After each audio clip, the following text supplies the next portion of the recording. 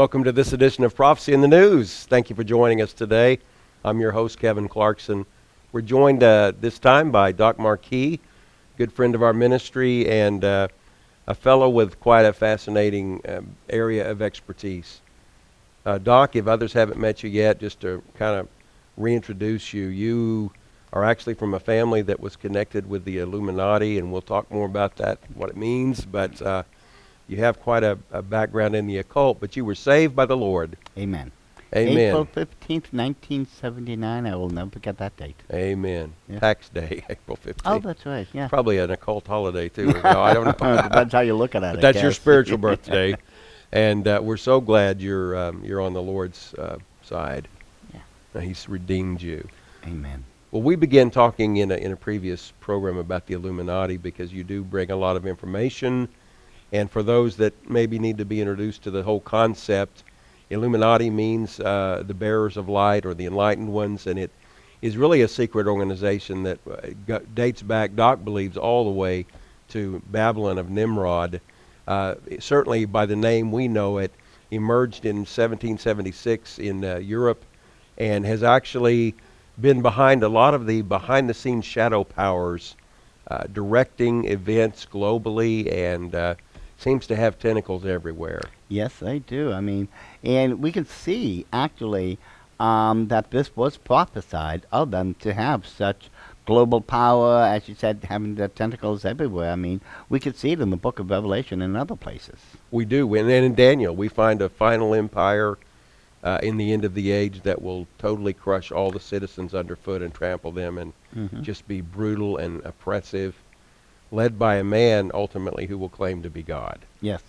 You know, once the Antichrist sits upon the throne in the third temple, you know, and at that point, Jewish people realize that they were conned all along. Mm-hmm. And just like the Christians, they're going to be hunted down and martyred. Yes. But God be praised, in the end, we get the victory. And that man will demand to be worshipped and acknowledged and adored the world over. Well, that's what it's all about, you We're know. seeing things set up to that. Yeah. And as you said, God's behind all of this. Yes. They may think they're running and planning things, Yep, but that's what's interesting. The greatest deceivers on the earth are deceived. the most deceived. Yes, they think all this is their idea. No, it's not. God's already explained Amen. it to us. And all the counter moves he's going to be leveling upon you people. Amen.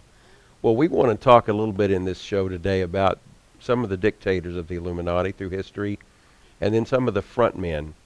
So if I could mention those and kind of pitch it your way, Well, let's start the where you like. the front men of the Illuminati, as I call them, were 6 major front organizations the Illuminati created to perpetuate their plans for a new world order. Because the Illuminati stays out of sight. Yes. Covert in the shadows. Oh, yeah. They always undetected. get the fall guys to take the blame somewhere else. Like Satan working behind the scenes. Right. It is Satan Spiritually working speaking, behind that's it. Yes. the scenes. So 6 organizations. Yeah. After World War I, the world became a lot smaller. You know, we had the advent of the plane and so-called other technologies beginning to come to the forefront, and the Illuminati realized that if they're going to take over the world, they better start keeping up with everything that's going on in other places now. So they set up the first of their front organizations known as the Royal Institute of International Affairs. That's located in London. After that, and it's still called, their sister organization to this very day is the Council on Foreign Relations. Then it would be the United Nations, the Bilderbergers, the Trilateral Commission, and then the Club of Rome.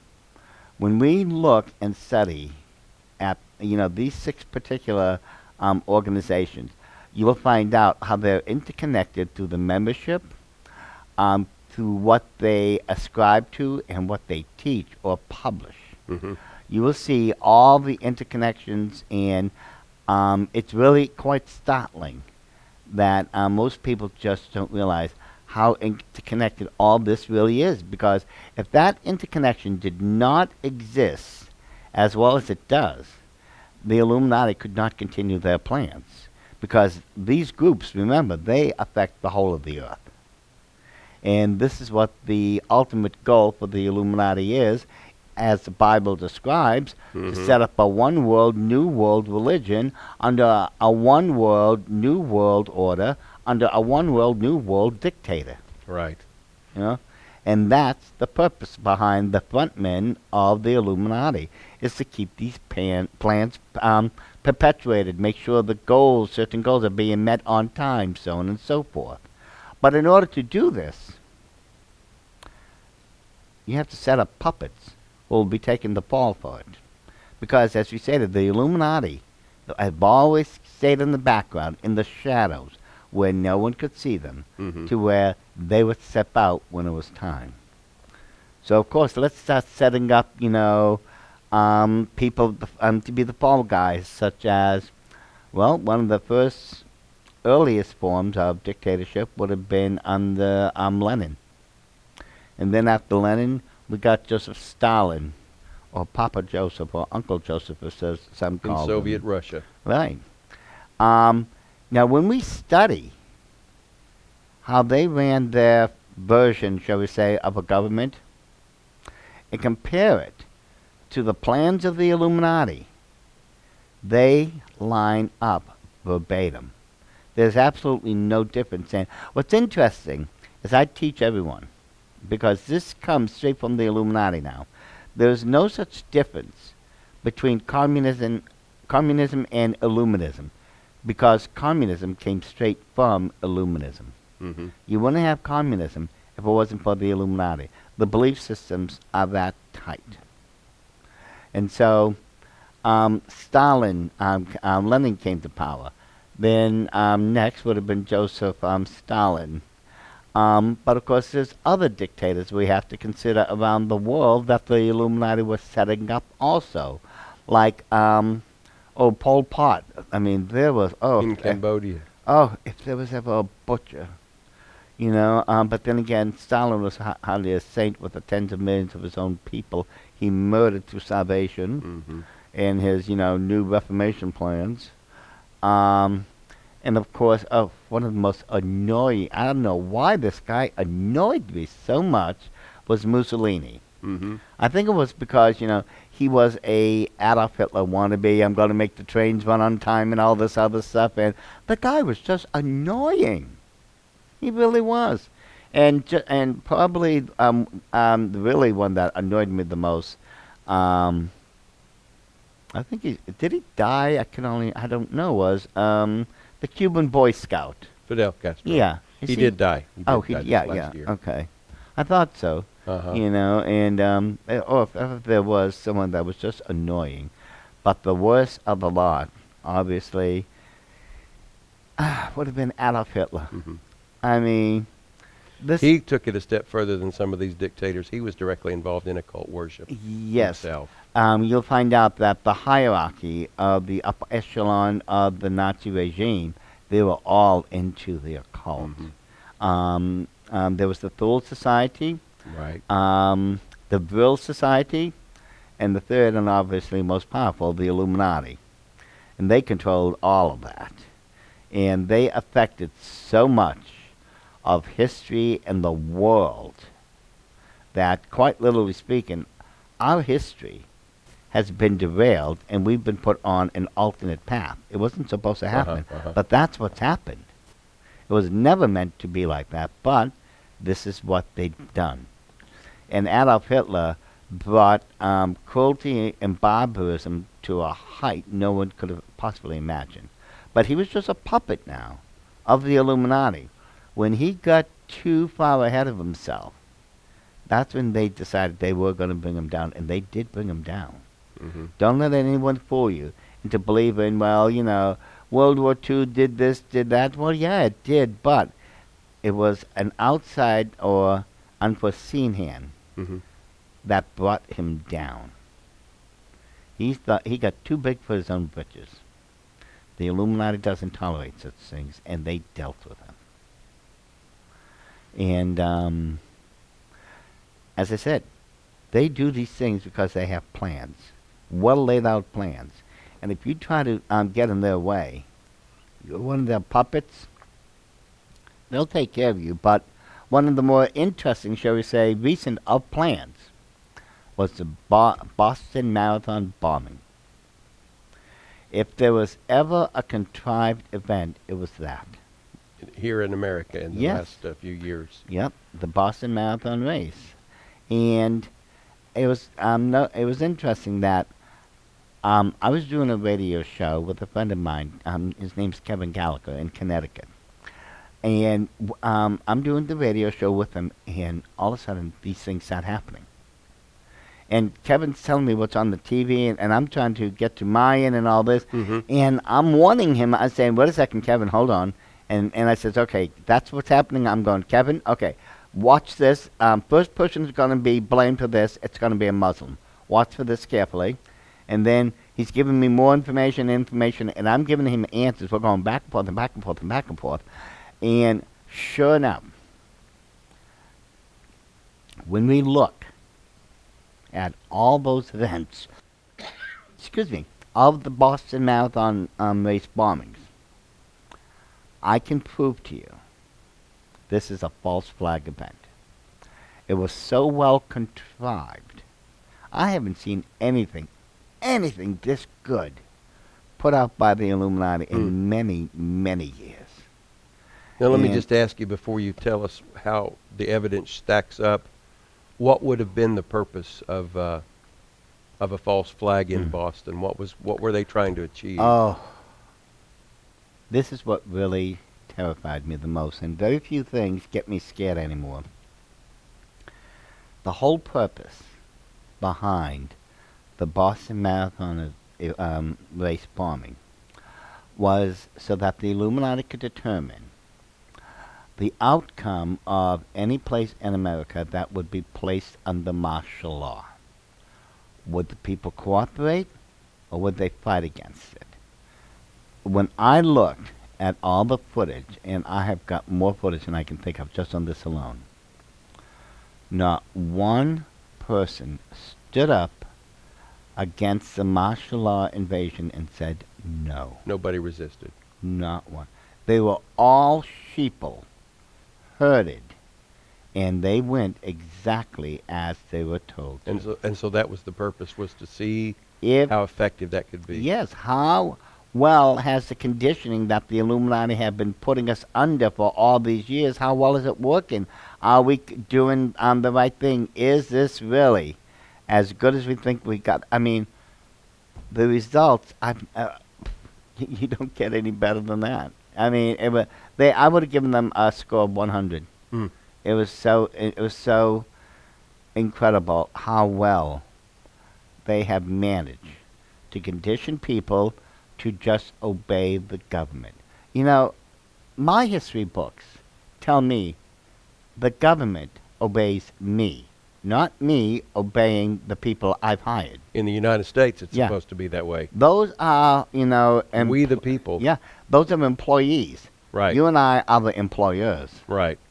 You know, they do what we tell them to do, but we've allowed ourselves to be conditioned in such a way that it's become reverse. It's inverted. As you said before, good becomes evil, light becomes dark, so on and so forth. That's what's happening here. And in particular, when we look at the Boston Marathon race volume, I had friends the next day after I did that show with Kevin. Oh, Kevin, that's right. Yeah. Another one I forgot. They called me up, and they said, "Doc, you've got to see the footage we recorded." And of course, you know, you would expect people from Europe and other nations around the world to send their newscasters, you know, to record this event. I think the Boston Marathon race is the third largest race, marathon race in the world. The first I know is in London, but they told me when they had this footage, I said, "Send it to me." And when I started looking through all the footage, you're not just seeing the race and what they recorded. In any movie or production, they also have what's known as B-roll. Mm-hmm. You know, that's fill-in stuff, you know, just to fill in the story and all this. And what those, all that footage was showing me was a bunch of crisis actors Hmm. that were pretending to be injured, because you can see them over here, they're fine. Over here, they're injured. You know, as if they're covered in blood, severed limbs and all. But over here, in the next scene, they're fine again. And you could see how they're being rotated, and the worst of the worst. Remember that guy in the wheelchair? That became all but the poster boy for this event? Mm-hmm. Mm-hmm. Well, I'm called Doc because of my medical background. You know, I became a soldier in the United States Army towards the end of the Vietnamese conflict, and I went to a military medical school. Well, anyways, as soon as I saw that guy in the wheelchair, every single flag in me went off like that. Mm. I saw immediately 5 medical reasons why that guy is a liar and why he should be dead. First of all, he had supposedly both of his legs blown off. Well, you know, you have 2 major arteries in both legs. In 1 minute, that guy would have lost half his blood. Hmm. Second minute, he would be dead. There's no ifs, ands, or buts here. Well, if you look at him sitting in the wheelchair, why aren't there any tourniquets? But if you look down at the bottom of the wheelchair where his feet should have been, oh, you'll see the tourniquets. They're sitting down there at the bottom, but nothing. Nothing on his legs. Nothing. Next thing, his skin color. Compare it to the guy in the cowboy hat that was pushing the chair and the lady that was helping him. Skin color is the same. He's not in. That guy should have been as Septic shock. white as a ghost. Yeah, yeah. Third, the legs. If this guy was in real life or death situation, the legs would have been pointing up to prevent the blood from spilling out. They weren't. Fourth, you could see the guy was completely coherent. Coherent, thank you, unlike me. Pupils were perfect. There was no grayness in the eyes, nothing. And he was looking around and everything. He was fine. You don't see any screams or agony on his face from having his legs blown off or anything. And the most telltale sign, when you look at that photo, look underneath the wheelchair, look around it, you know, the sides, and I've got included the photos from where you can see it from behind. There's not 1 drop of blood on the ground. If this guy's bleeding out, had shrapnel just destroy everything, where's the blood? Not 1 ounce. No tourniquets. On my website, I had over 1 million hits just on this my first part of the article.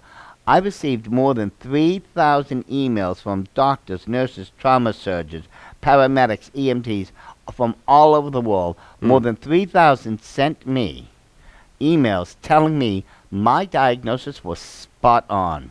Interesting. Yeah, and this was the most obvious lies in the whole of the Boston Marathon race bombing. It is a false flag if ever I've seen one. And so you're saying it's a beta test to see how a large city responds to martial law, and there was complete compliance given. Well, did you look carefully at the tanks that were being brought out? Excuse me, these are black tanks. These are These are supposed to be police force. This wasn't a police force. This was a seizure. It was an overthrow. They were in black uniforms, those black helmets. Yeah. I mean, and I've got photos of them just telling people, get out of your house. Excuse me, wait a second. They said that to me, I guarantee I would have ended up shot. First of all, I would have looked to the guy and said, excuse me, get out of my house? Why? And I don't care what they would have said. My next question would have been, excuse me, has the Constitution been suspended? You can't do this. Cannot. This is my property. You're here by my permission. I am not leaving. Where's your writ of search and seizure? Absolutely. None of that. Absolutely none of the laws. The sheeple just went along. Exactly. I saw women with bare feet carrying children in this cold weather with barely a diaper on some of them. No, rather than give me a chance, I got to dress the kid, They keep just him. went. I've never seen this in all of United States history. I've never seen us cow down and sheepled like that ever. Wow, wow. Well, we're talking with Doc Marquis just moments ago about the false flag over Boston. It's the look at the Boston Marathon bombing and how this event could be used to stage mass compliance with martial law. Behind that, the forces of the Illuminati. And he's got two resources on that.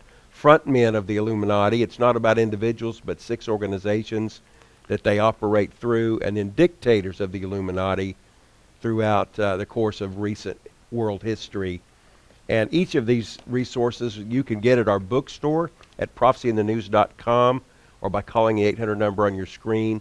And they are $19.95 a piece. However, you can get these 3 in a bundle right now for $54.95. Each of those purchases would be with shipping and handling. And while you're there at our book site or calling in, check out Doc Marquis' new book, The Final Rapture. This will be published and released in October, but we are accepting pre-orders right now. This is going for a price of $15.95 plus shipping and handling. You can secure your copy. This is a great read. I happen to have written a foreword for it myself. Very well done. Makes, just to me, an irrefutable case for the consistency of God and the fact that the saints of God will be raptured before the time of tribulation begins on this earth. Yes. Well, we have about 5 minutes or so left, so perhaps we could... I would like to ask you a little bit about the Illuminati. With what you can or cannot say, I don't know, but just the families that are involved. We've mentioned the House of Rothschild, but there are other players involved internationally. There's a lot of major players involved in this. Some people have tried to tell me, well, there's 13 bloodlines in the Illuminati. No, that's not true. Okay. You can't have an organization with that type of power and structure being run by 13 families. It doesn't work. No, there's literally hundreds of old bloodlines in the order of the Illuminati. Now, some people could say, well, I suppose we could take 13 of the top ones. Yeah, but you don't understand how much infighting that would cause then at that point. Okay. If we try to, play that type of, favoritism game, or this person's above that person, that would get ugly very quick. No, but there's hundreds of families involved in the order of the Illuminati, and they come from all types of backgrounds. Some people, again, they just want to hop never endlessly on a Jewish conspiracy, and it's not a Jewish conspiracy. Yes, there were Jewish families in this, but there are Italian families. I know a couple of Portuguese families in this, English families, a French one. I mean, it's not just a Jewish conspiracy. It's pretty much, though, old Europe and America, right? Yes. Well, that's where it started, was in Bavaria, Germany, on May 1st, 1776, under the auspices of Dr. Adam Weishaupt, who at the time was the head of the chair of the professorship of Jewish canon law at the University of Ingolstadt in Bavaria, Germany. He was 25 years old when all of a sudden, in 1773, he became a defrocked Jesuit priest, because the Jesuits were finally dealt with by the Pope. Not that the Pope really wanted to do it, but the monarchies of Europe had finally had it with the Jesuits. The major complaints was, if they're supposed to be a poor priesthood, where are they getting all their money from? They were vastly wealthy, the Jesuits. They were constantly interfering in politics in whatever country was in. And, they weren't supposed to be telling anyone, especially the monarchs, what to do. And then, of course, there was... what was that third one? I can't remember. There was a third common complaint that all of them had, and they just finally had it with the Jesuits. And the monarchs all signed a letter and sent it to the Pope. And even before the letter got to the Pope, most of those monarchs were already telling the Jesuits to pack their bags and get out of there. Yes. Now, the Pope did not want to lose control over Catholic Europe. So he agreed with the monarchs and disbanded the order of the Jesuits. Now, understand, the Dr. Adam Weishaupt was a Jesuit priest. He went through all this, and for him to, and this is what he knew all his life, but to suddenly become a de facto Jesuit, where he just became the head of the chair of the professorship, and all this, I mean, he was absolutely devastated. And he had a nasty accident at that point. So he had some motivation to really work with this. And that's where Maya Amschel Bauer, who would later change his last name to Rothschild, would come into play, because it was Maya Amschel Bauer that had Dr. Adam Weishaupt over his mansion a number of times for dinner. And what Weishaupt didn't realize was that Bauer and a number of his financial friends had been sizing him up. Mm. And the long and short, after being defunct, the long and short of all this was that Bauer, along with his financial friends, basically told Weishaupt, "We know you've got the occult knowledge and expertise to put it all together. We've got the money. You create it, we'll back it." And basically, that's how the Illuminati was created. It took 3 years for Weishaupt to write out the organizational structure, the plans, the goal, everything that's still involved in the Illuminati to this very day. Mm-hmm. But by the time May 1st, 1776 had come about, the idea of Illuminism, the belief that everyone involved in the occult wanted to see this finally happen, this system that came from Babylon for the first time in history now was actualized. Wow. We're going to have to take it right there. We are out of time. Our friend is Doc Marquis. We're going to resume this discussion in another program. This is fascinating stuff. We're not just to be fascinated. We are to be saved. Jesus came that we might know God and have eternal life. Call on him. He will save you and forgive you. And you can join us in looking up for his return.